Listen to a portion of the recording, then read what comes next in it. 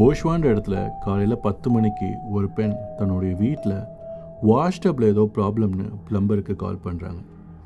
வீட்டுக்கு வந்த ப்ளம்பர் என்ன ப்ராப்ளம்னு செக் பண்ணும்போது ட்ரைனேஜ் பைப்ஸில் ஏதோ அடைச்சிருக்குன்னு கண்டுபிடிச்சி அந்த பிளாக்கை கிளியர் பண்ண ட்ரை பண்ணுறாரு. பொதுவாக ட்ரைனேஜில் அடைப்புனா என்னவாக இருக்கும்? எதனா பிளாஸ்டிக் கவர் இல்லைனா துணி அந்த மாதிரி தான் வரும்னு ப்ளம்பர் எதிர்பார்த்துட்டு இருக்கும்போது திடீர்னு ஒரு கை வெளியே வந்தால் எப்படி இருக்கும்? பயத்தில் அலறிக்கிட்டே 911க்கு கால் பண்ணுறாரு அந்த ப்ளம்பர். யாருடைய கை அது? கை மற்றும் சில மனித டிஷ்யூக்கள் இருக்குன்னா உடலின் மற்ற பாகங்கள் எங்கே? போலீஸ் அந்த ஏரியாவில் ஃபைல் பண்ணப்பட்ட எல்லா மிஸ்ஸிங் கேஸையும் வெரிஃபை பண்ணுறாங்க. அட் த சேம் டைம் அந்த ட்ரைனேஜ் பைப்போட கனெக்ட் ஆகிற எல்லா வீட்டையும் விசாரிக்க ஆரம்பிக்கிறாங்க.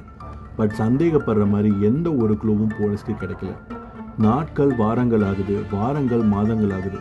ஆனால் போலீஸால் எதையுமே கிராக் பண்ண முடியல. இப்படியே நாட்கள் போக சரியாக இந்த சம்பவம் நடந்து 2 மாதங்கள் கழித்து போலீஸ்க்கு ஒரு கால் வருது. பதறி அடித்த போலீஸ் அந்த இடத்துக்கு போகிறாங்க. அப்படி அந்த காலில் போலீஸ்கிட்ட என்ன சொன்னாங்க? இதோ உங்களுக்காக. லேக் ஆஃப் ஆன்டாரியோவில் ஒரு பெரியவரும் அவரோட பேரனும் ஃபிஷிங் பண்ணிட்டு இருக்கும்போது திடீர்னு தூண்டலில் ஏதோ ஒன்று பெருசாக மாட்டுது. முதல்ல அவங்க ஏதாவது மீனாக இருக்குன்னு நினச்சிக்கிறாங்க. ஆனால் தூண்டிலை இழுக்க இழுக்க இடை கூடிக்கிட்டே போகிறத பார்த்து அந்த பெரியவர் பயப்பட ஆரம்பிக்கிறார். அவர் பயந்த மாதிரியே அந்த தூண்டில் சிக்கினது ஒரு பெரிய மனித உடல்.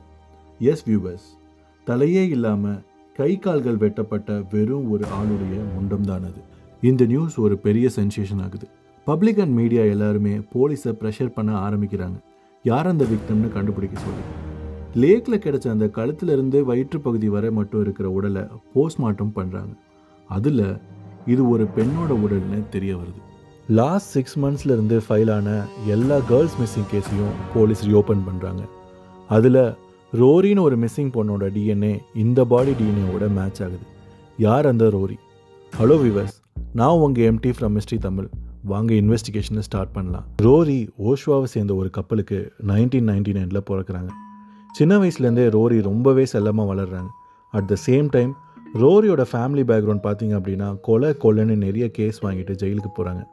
அதனாலேயே ரோரி பயங்கரமாக சைக்கலாஜிக்கலாக அஃபெக்ட் ஆகுறாங்க. அவங்களோட ஹை ஸ்கூலில் ரோரி ட்ரக்குக்கு அடிக்ட் ஆகி ரொம்பவே நில தடுமாறுறாங்க. ரோரியை எப்படியாவது காப்பாற்றிடணும்னு சொல்லி அவங்க அம்மா ரோரியை ஒரு ரீஹாபிலிட்டேஷன் சென்டரில் சேர்த்து விட்றாங்க. பட் அந்த டைமில் அது எதுவுமே அவங்களுக்கு ஹெல்ப் பண்ணல. Over the period of time அவங்களோட தப்பை அவங்களே ரியலைஸ் பண்ணி அவங்க மிஸ்டேக்ஸை ஃபிக்ஸ் பண்ணி அந்த அடிக்ஷன்லேருந்து வெளியில் வராங்க ரோரி. அதுலேருந்து 6 மந்த்ஸில் ரோரியோட லைஃப் டோட்டலாகவே மாறிடுது. ரோரிக்கு இப்போ ஒரு பாய் ஃப்ரெண்ட் இருக்காங்க. ரோரி அவங்க அம்மாவோட ஒரு பெரிய அப்பார்ட்மெண்ட் போகிறாங்க. லைஃப் ரொம்பவே ஸ்மூத் ஆகுது. அண்ட் ரோரி ப்ரெக்னெண்ட்டும் ஆகிறாங்க. ரோரி அந்த குழந்தைய வளர்க்கவும் ரொம்பவே ஆசைப்பட்றாங்க. ரோரி ஒரு நாள் ரெகுலர் செக்கப்புக்காக ஹாஸ்பிட்டலுக்கு போகிறதா அவங்க பாய் ஃப்ரெண்ட்டையும் அம்மாட்டையும் சொல்லிட்டு போகிறாங்க. அப்படி போன ரோரி திரும்ப வீட்டுக்கு வரவே இல்லை. அப்படி அன்றைக்கி அந்த ரோரிக்கு என்ன தான் ஆச்சு? போலீஸ் ஹாஸ்பிட்டல் சிசிடிவி ஃபுட்டேஜை செக் பண்ணுறப்போ ரோரி மிஸ் ஆன அன்னைக்கு ஒரு 40 வயசு தக்க ஒரு ஆணோட வெளியில் போகிறத பார்க்குறாங்க. யார் அந்த ஆண்னு செக் பண்ணும்போது அன்றைக்கி ட்ரைனேஜ் அடைச்சிருக்குன்னு ஒரு பொண்ணு கால் பண்ணாங்க இல்லையா, அவங்க வீட்டில் பேஸ்மெண்ட்டில் தங்கியிருக்க ஆடம் ஸ்ட்ராங் தான் அந்த ஆள் அப்படின்றத போலீஸ் கண்டுபிடிக்கிறாங்க. போலீஸ் கொஞ்சம் கூட டைம் வேஸ்ட் பண்ணாமல் உடனே அவன் வீட்டுக்கு போய் ஃபுல்லாக சர்ச் பண்ணலான்னு போகிறாங்க. ஆனால் அவன் வீடு ஃபுல்லாக ரொம்பவே மெஸ்ஸாக இருந்துச்சு. அது மட்டும் இல்லாமல் அவனோட வீட்டு செவத்தில் நிறைய இரத்தக்கரைகள் இருக்கிறத போலீஸ் நோட் பண்ணாங்க. போலீஸ் ரொம்ப தீவிரமாக அவனோட வீட்டை சர்ச் பண்ணும்போது ரோரி மிஸ் ஆன அன்னைக்கு போட்டிருந்த ஒரு ஸ்போர்ட்ஸ் ஷூ அவங்களுக்கு கிடைக்கிது. அந்த ஸ்போர்ட்ஸ் ஷூ ஃபுல்லாகவே ரத்தமாக இருந்துச்சு. அதை நோட் பண்ண போலீஸ் ஆடம் ஸ்ட்ராங்கை உடனே அரெஸ்ட் பண்ணி போலீஸ் ஸ்டேஷன் கூட்டிகிட்டு போயிட்டுருக்காங்க. போலீஸ் ஸ்டேஷன் போகிற வழியில் ஆடம் ஸ்ட்ராங் போலீஸ்கிட்ட ஒரு விஷயம் சொன்னான். அதை கேட்டு மொத்த போலீஸ் டிபார்ட்மெண்ட்டும் ஆடி போயிடுச்சு. அப்படி அவன் அந்த டைமில் போலீஸ்கிட்ட என்ன சொன்னான்னு தெரியுமா? அவளோட மிச்ச பாடி பார்ட்ஸ் வேணும்னா என் வீட்டில் இருக்க ஃப்ரீசரில் போய் பாருங்கன்னு சொல்கிறான். போலீஸ் பதறி போய் வேகமாக அவன் வீட்டில் இருக்க ஃப்ரிட்ஜை ஓப்பன் பண்ணி பார்த்தா உள்ளே நிறைய பாடி பார்ட்ஸ் இருந்துச்சு. முக்கியமாக போலீஸ்க்கு ரோரியோட தலை மற்றும் கழுத்து கிடச்சிது. உடனே போலீஸ் அந்த பாடி பார்ட்ஸை அட்டாப்சிக்கு சென்ட் பண்ணுறாங்க. அதில் எக்ஸாக்டான காஸ் ஆஃப் டெத் கிடைக்கலனாலும் அட்டாப்சியில் என்ன சொல்கிறாங்க அப்படின்னா ரோரிக்கு மல்டிபிள் ஃபேஸ் இன்ஜுரிஸ் இருந்ததாகவும் ஃப்ராக்சர்ஸ் அண்ட் நிறைய ட்ரக் யூஸ் பண்ணதுனால அவங்க இறந்துருக்கலாம் அப்படின்னு டாக்டர்ஸ் சொல்கிறாங்க. அது மட்டும் இல்லாமல் ரோரி சாகும்போது ரொம்பவே சிரமப்பட்டு தான் இறந்துருப்பாங்க அப்படின்னும் அந்த அட்டாப்சி ரிப்போர்ட்டில் டாக்டர்ஸ் ரிப்போர்ட் தராங்க. ஆடமை போலீஸ் அவங்க இன்வெஸ்டிகேஷன் வச்சு என்கொயர் பண்ணும்போது போலீஸோட காரில் வரும்போது கோஆப்ரேட் பண்ண அளவு ஆடம் போலீஸ் ஸ்டேஷன் வச்சு கோஆப்ரேட் பண்ணவே இல்லை. ஸோ போலீஸ் வேறு வழி இல்லாமல் கிரைம் ஸ்பாட்டுக்கே திரும்ப போய் வேறு ஏதாவது எவிடன்ஸ் கிடைக்குமான்னு செக் பண்ணுறாங்க. முன்னாடியே சொன்ன மாதிரி ஆடம் வீடு ரொம்பவே மெஸ்ஸாக இருந்தாலும் போலீஸ் ஏதாச்சும் ஒரு ஆதாரத்தை ஸ்ட்ராங்காக எடுத்துடணும்னு சொல்லி அவன் வீட்டை சர்ச் பண்ணும்போது அவன் வீட்டில் நிறைய தடை செய்யப்பட்ட வெப்பன்ஸ் வச்சுருந்துருக்கான். அது மட்டும் இல்லாமல் நிறைய அடல்ட் டாய்ஸ் வாங்கி வச்சுருக்கிறது போலீஸ்க்கு தெரிய வருது. அதில் ஸ்பெசிஃபிக்காக ஒரு சுத்தியல் இருந்ததை போலீஸ் நோட் பண்ணுறாங்க. அந்த சுத்தியலில் ஒரு பிளட் ஸ்ட்ரெயின் இருக்கிறத போலீஸ் நோட் பண்ணுறோம். போலீஸ் அந்த டிஎன்ஏவை ரோரியோட டிஎன்ஏவோட மேட்ச் பண்ணும்போது அது ரோரியோட டிஎன்ஏவோட மேட்ச் ஆகுது. அது மட்டும் இல்லாமல் இன்னும் சில கொலைகளோட எவிடன்ஸும் போலீஸ்க்கு கிடைக்குது. ஆடமோட ப்ரௌசிங் ஹிஸ்ட்ரியை செக் பண்ணுறப்போ அவன் நிறைய ப்ரூட்டல் மர்டர் வீடியோஸ் பார்த்துருக்குது போலீஸ்க்கு தெரிய வருது. ஸோ அதுதான் அவனை இந்த கொலைக்கு தூண்டியிருக்கும் அப்படின்னும் போலீஸ் நினைக்கிறாங்க. இதோட பெரிய விஷயம் என்ன தெரியுமா, ஆடமோட வீட்டில் ஒரு பைப் பாம் வச்சுருந்ததும் போலீஸ்க்கு தெரிய வருது. லேட்டராக பாம் ஸ்குவாடை கூப்பிட்டு போலீஸ் அந்த பாமை டீஆக்டிவேட் பண்ணுறாங்க. அதோட ஒரு பெரிய விஷயம் என்னென்னா ஆடமோட வீட்டில் இன்னொரு தடை செய்யப்பட்ட ஒரு கத்தி கிடைக்கிது. அந்த கத்தி ஸ்பெசிஃபிக்காக ஹண்டிங்க்கு போகிறவங்க தான் யூஸ் பண்ணுவாங்க. அண்ட் அந்த கத்தியை வச்சு அனிமல்ஸோட தோலை பீல் பண்ண தான் யூஸ் பண்ணுவாங்க. அதுலேயும் ஒரு பிளட் ஸ்ட்ரெயினை போலீஸ் பார்க்குறாங்க.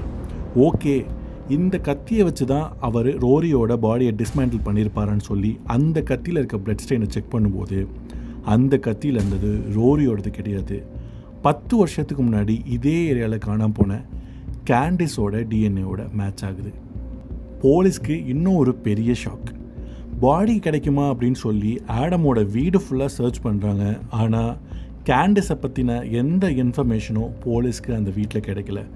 போலீஸ் அகெயின் ஆடம்கிட்ட போயிட்டு கேண்டிஸை பற்றி கேட்கும்போது கேண்டிஸை பற்றி ஆடம் சொல்கிறதுக்கு ரெடியாக இல்லை. ஆனால் அப்பா அவன் திமிரா நான் எப்படி அவளை கொண்டேன்னு தெரியுமா அப்படின்னு ஸ்டேட்மெண்ட் கொடுக்க ஸ்டார்ட் பண்ணுறான். கிறிஸ்மஸ்க்கு முன்னாடி நாள் நான் சரியாக பிளான் பண்ணி நெய்பர்ஸ் யாருமே இல்லாதப்போ ரோரியை நான் ஹாஸ்பிட்டல்லேருந்து கூட்டிகிட்டு வந்த கையோட நான் ரோரியை கொலை பண்ணி அவள் பாடி பார்ட்ஸ் எல்லாத்தையுமே டிஸ்மேண்டில் பண்ணி என் ஃப்ரிட்ஜில் வச்சேன் அப்படின்னு அவன் வாக்குமூலம் கொடுக்குறான்.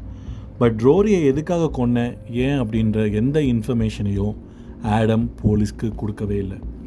போலீஸ் கேண்டிஸோட பாடி பார்ட்டை பற்றி கேட்கும்போது ஆடம் போலீஸ்க்கு எந்த இன்ஃபர்மேஷனும் அந்த சமயத்தில் கொடுக்கல.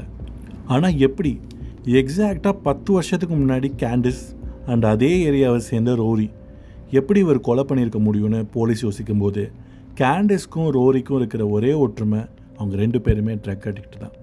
வேறு எந்த ஒற்றுமையுமே இல்லை. பட் அவன் கொடுத்த வாக்குமூலம் அண்ட் அவன் வீட்டில் கிடைச்ச எல்லா எவிடன்ஸையும் வச்சு போலீஸ் அவனை கோர்ட்டில் சப்மிட் பண்ணுறாங்க.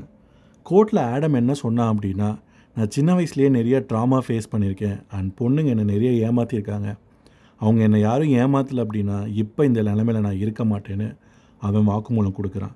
அது மட்டும் இல்லாமல் ஆடமை டேட் பண்ண 2 பொண்ணுங்களை கூப்பிடும்போது அவங்க என்ன சொல்கிறாங்க அப்படின்னா, காலேஜ் டைமில் நாங்கள் ஆடமை டேட் பண்ணும்போது அவன் ரொம்பவே ப்ரூட்டலாக இருந்தான் அப்படின்னும் அவங்ககிட்டேருந்து எப்படியாவது தப்பிச்சா போதும் அப்படின்னு இருந்தோன்னு அவங்க 2 பேருமே ஸ்டேட்மெண்ட் கொடுக்குறாங்க.